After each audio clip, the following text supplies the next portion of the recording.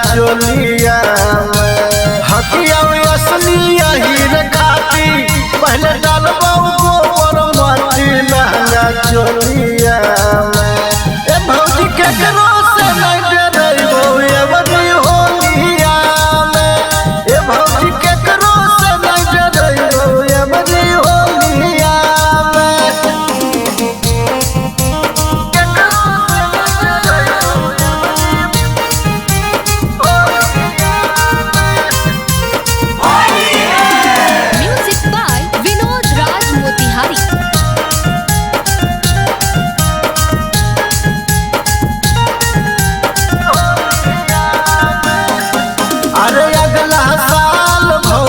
हमरा देले हानि धोखा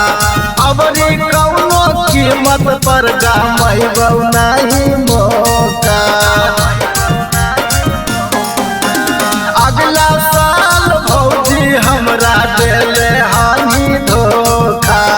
अबरी कौनो कीमत पर गामैबौ नहीं मौका भंगिया खा के भरपूर रहबौ ना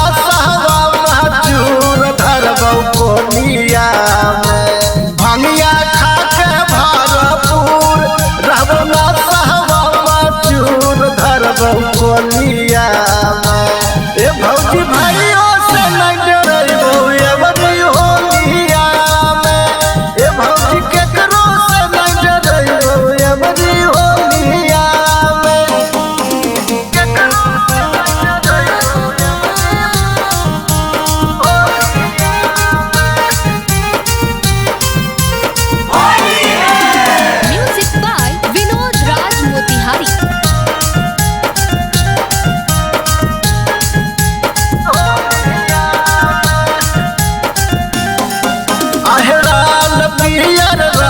भौजी आंग में लगाइबौ